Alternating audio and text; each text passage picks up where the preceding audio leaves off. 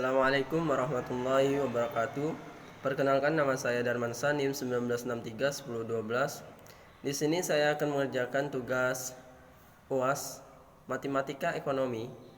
Di sini saya akan menjelaskan dua materi dari RPS semester 4. Baiklah, materi yang pertama saya akan menjelaskan konsep dasar matematika ekonomi.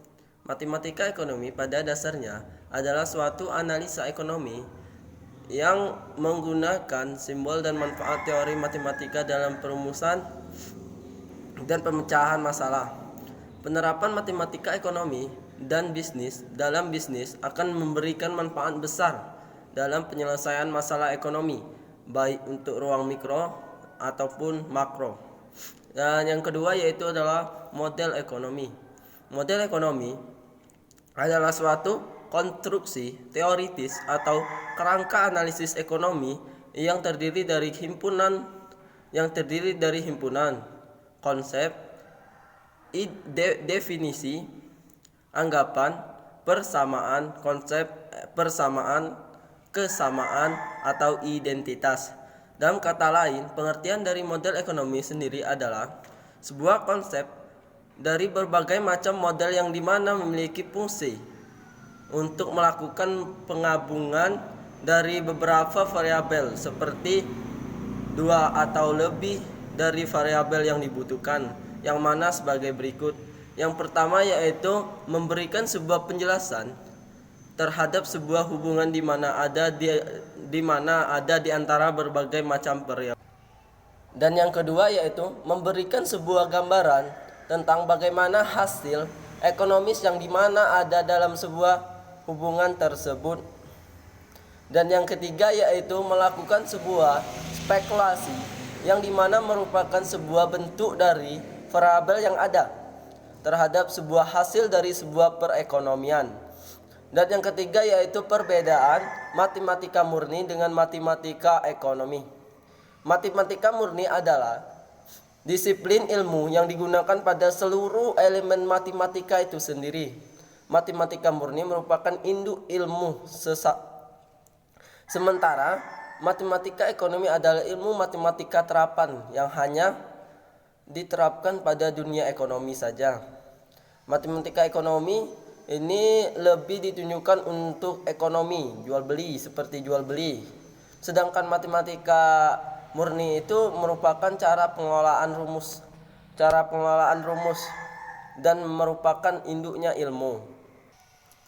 Nah, itulah materi yang pertama yang saya akan dijelaskan di RPS, dan yang berikutnya saya akan menjelaskan materi yang kedua yaitu materi mengenai bilangan. Yang pertama yaitu pengertian bilangan. Bilangan adalah suatu konsep matematika yang digunakan untuk perencanaan dan pengukuran, seperti simbol atau lambang yang digunakan untuk mewakili suatu bilangan disebut sebagai angka atau lambang bilangan dalam matematika. Konsep bilangan selama bertahun-tahun lamanya telah diperluas untuk meliputi bilangan nol, bilangan negatif, bilangan rasional, bilangan irasional, dan bilangan kompleks. Bilangan adalah suatu ide yang bersifat abstrak yang akan memberikan keterangan mengenai banyaknya suatu kumpulan benda, lembaga. Bilangan biasanya dinotifikasikan dalam bentuk tulisan sebagai angka. Dan yang berikutnya itu adalah macam-macam bilangan. Di sini saya akan menjelaskan macam-macam bilangan. Yang pertama yaitu macam-macam bilangan. Yang pertama, bilangan asli. Dalam matematika terdapat dua kesepakatan mengenai himpunan bilangan asli.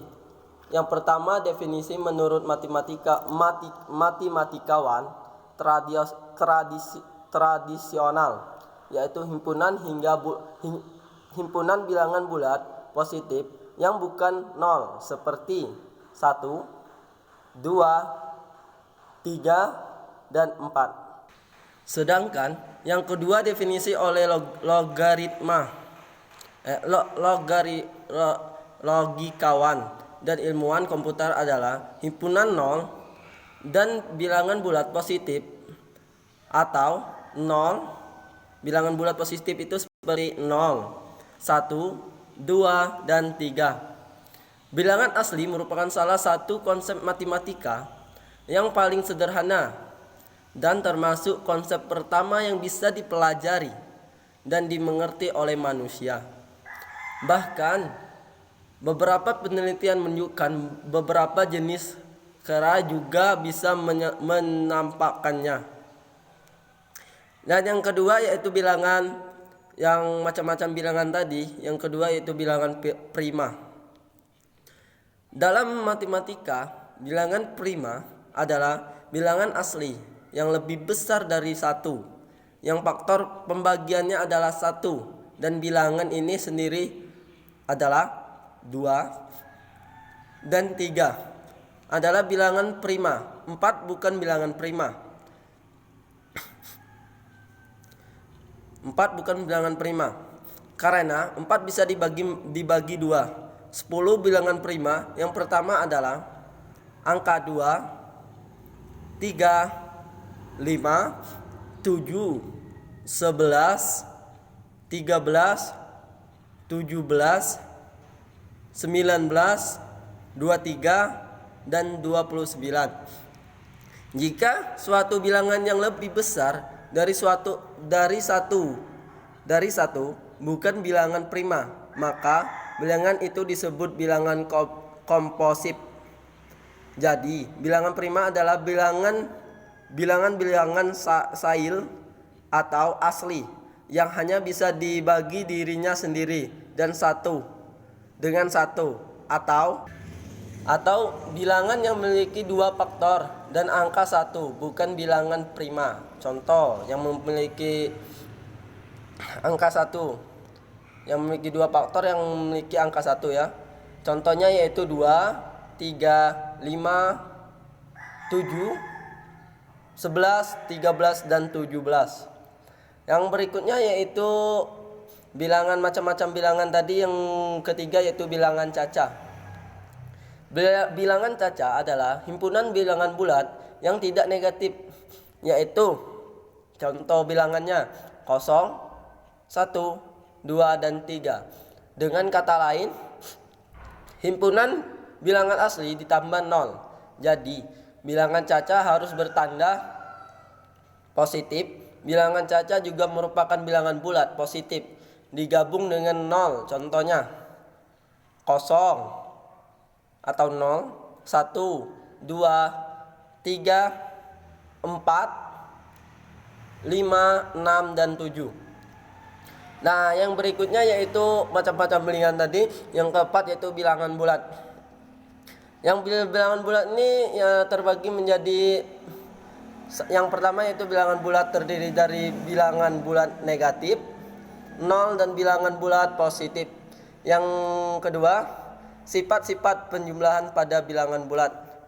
Ada sifat-sifat penjumlahan pada bilangan bulat ini terdapat ada 5 sifat.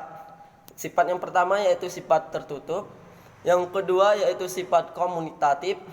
Yang ketiga yaitu sifat asosiatif.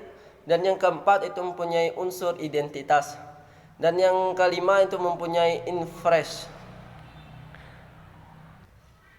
Nah, tadi bilangan bulat. Nah, yang C, jika ada bilangan bulat maka berlaku A dikurang B sama dengan A plus min B.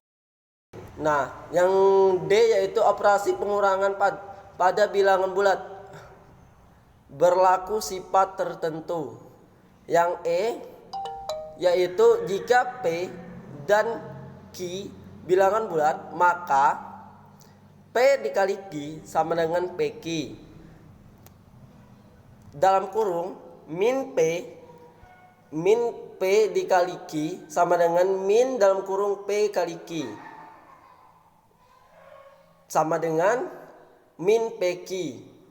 PQ dalam kurung min Q sama dengan P dikali NQ dalam kurung min sama dengan min PQ. P dalam kurung min P dikali dikali min dalam kurung min ki sama dengan P kali tak terhingga Q sama dengan PQ.